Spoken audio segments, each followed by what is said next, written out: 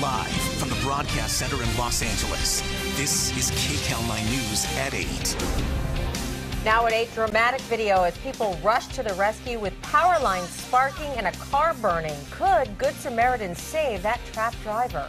New video inside the sewer pipe where a teen was swept away. Tonight, amazing details of what some are calling a miraculous rescue. So how can you still punish someone who has shown more than the ability to reform? Only on KCAL9, saved from deportation for now. An Orange County family reveals the relief and hope they have after the governor stopped this man from being sent back to Cambodia.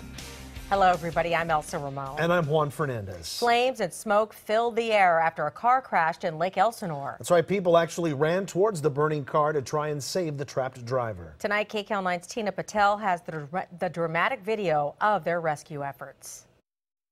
When the driver crashed into the power pole just across the street, his car burst into flames. But as you'll see in this video, several people rushed to try and help him. Look, it's another car. People are trying to help him. Oh my God, Erica, oh my God. Get out, you want to film it? Oh my God, oh my God. Fire extinguisher! Anybody, fire extinguisher! Please!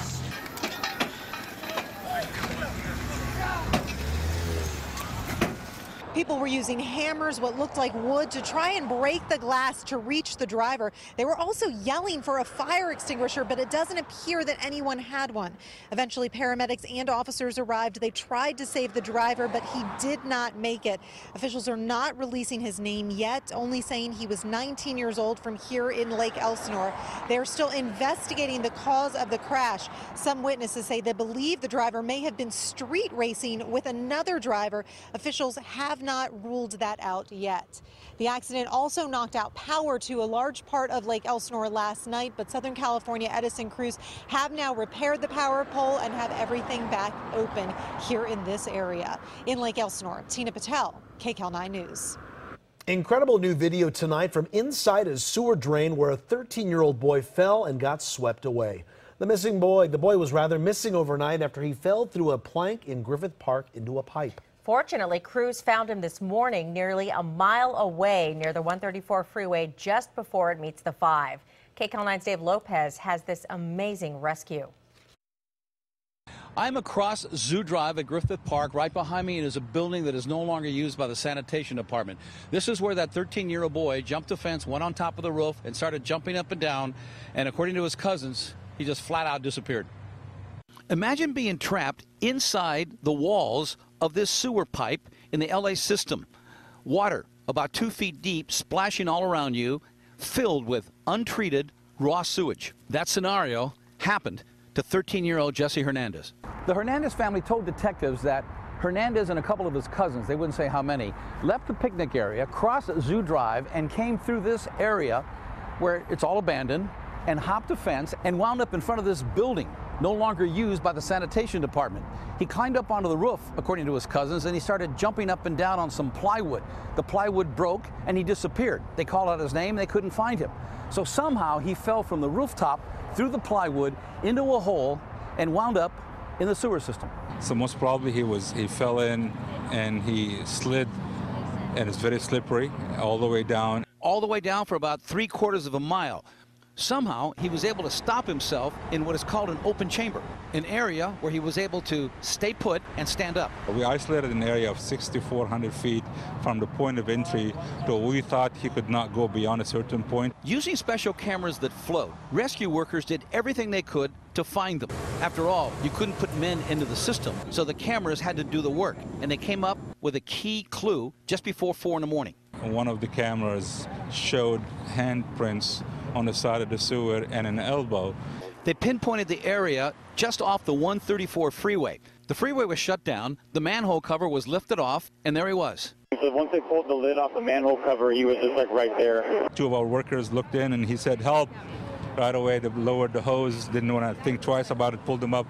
The first thing he wanted is a cell phone to call his family. And if the Hernandez family ever allows their 13-year-old to talk, what a story he could tell. Rarely, if ever, has anyone fallen into the sewage system quite like this. Late in the afternoon, work crews were on that rooftop with wood in hand and saws, trying to shore up everything they can. That'll all be part of the investigation. Just exactly who was at fault here. But again, as you can see, by the building, by the fence, and the scenario in which he fell, he wasn't just walking around in the park innocently. He had to make an effort to get there. He's okay. From Griffith Park, Dave Lopez, KCAL9 News.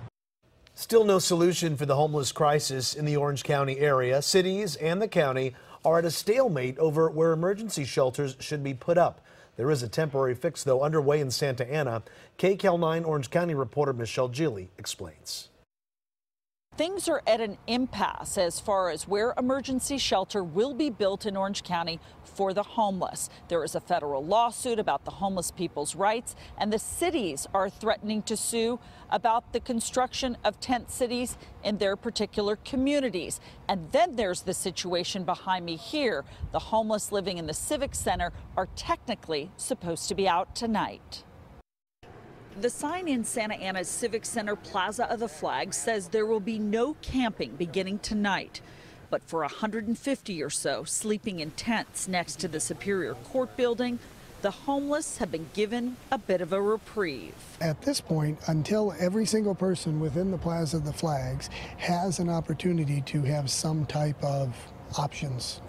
Moving forward, the City of Santa Ana, the Santa Ana Police Department are in no hurry to enforce camping rules. This has long been a spot for the homeless to congregate.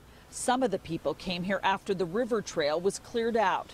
Orange County's only year-round homeless shelter is a few blocks away. So are the offices of the Board of Supervisors. I hope to be able to provide some directions from this board. But only 2 of the 5 board members showed up to a hastily called discussion this afternoon. Board Chairman Andrew Doe said there weren't enough of them to give direction on the latest solutions for emergency housing. Tuesday, city and county leaders have another meeting with federal court judge David Carter, who wants answers about where the homeless will live. But it's sure not Santa Ana. I mean, they've shouldered their burden. It's sure not Anaheim, sure not Fullerton for the last 30-some years. There's a lot of people that have shouldered zero. And I'm curious if they'll ever shoulder any. Last week, a big protest of mainly Irvine residents pushed back on a homeless tent encampment in their city proposed on county land at the Great Park. But it cannot be one of just no, right? And then to turn around and then rely on the same kind of rhetoric, you know, that these are rapists and murderers and the worst of the worst. How dare you put them in our neighborhood? Well, which neighborhood is appropriate? Chairman Doe indicated that one of the possibilities would be that Judge Carter could issue an injunction, in essence, telling the cities that they are not able to enforce for the time being anti-camping ordinances, so the homeless would be able to live just about any place. In Santa Ana, Michelle Gili, KCAL9 News. The California Supreme Court issued a big ruling today on privacy. The justices ruled it's okay to collect a suspected felon's DNA. Privacy advocates question the practice because jailers take DNA from people who have not been convicted. The justices cited a high court decision that found the practice is part of the legitimate booking process, on par with fingerprinting and taking a mugshot. DNA is entered into national databases that help in criminal investigations.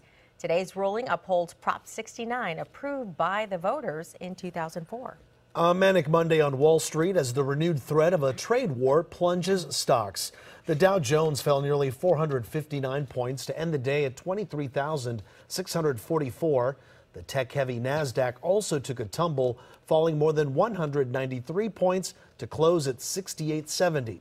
And the S&P 500 dropped 59 points to land at 2,581. KCAL9's Kenneth Craig dives deeper into the panic. Stocks fell sharply again on Monday.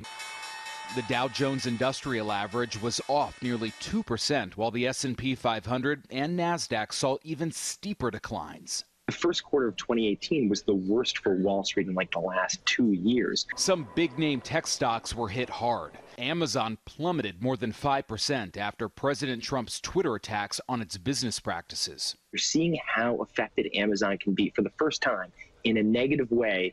It's really because of potential government intervention. Facebook shares dropped more than 2.5%, continuing a decline that began last month with reports of mishandled user data. anything that impedes their forward progress is a sell signal to a big investor. The so-called FANG stocks, Facebook, Amazon, Apple, Netflix, and Google, have seen their market value drop by about $324 billion in the past 2 weeks.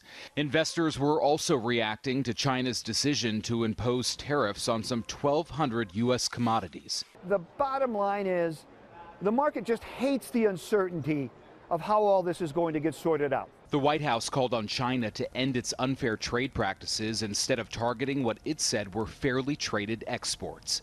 Kenneth Craig, KCAL9 News. First, it was sanctuary status. Now, a turf war. The federal government sued California again today, this time over a law that gives the state priority to buy federal land put up for sale. Legislators passed the law last year, fearing the Trump administration would allow logging, oil drilling, and development on federal lands here in California. Deadly mudslides in Montecito this year left a path of devastation for thousands. State officials revealed today just how much damage the mudslides caused in the community.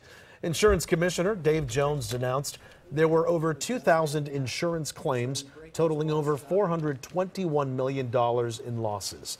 The massive amounts of debris and mud left more than 1,400 homes partially damaged and over 100 destroyed. Jones says insurers have begun to pay for claims, but he wants homeowners to be prepared for future disasters. This very well could be the new norm in California. More frequent, more severe, more unpredictable fires and losses related there too. At least 21 people were killed in the mudslides. Cheers and tears after an undocumented dad was released from ICE custody today.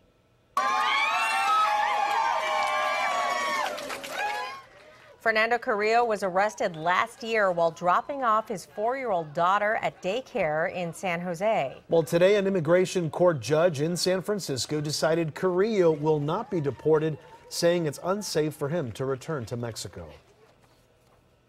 Despite of all the negativity around, you know, the politics and everything, this country is amazing, and this is a place that I call home. I just want to become, you know, hopefully a resident and eventually a citizen. Carrillo says ICE agents aren't thinking about the human side of what they're doing and the families they're breaking up. He says they're just focusing on numbers. Coming up, an Uber fail. The ride-sharing company pulls the plug on one of its services. That's next. Evelyn. Oh, and we're getting a look outside right now at the Santa Monica Pier. Beautiful day across Southern California. A little more cloud cover. Does that mean a chance of rain? Potentially. We'll break it all down when we come back. Then caught on. Also at 8, President Trump fires off in a series of tweets about DACA. I'm Angelica Alvarez at the White House. Coming up, what he has to say about that, NAFTA, and Mexico. Then caught on camera walking his dogs with his car.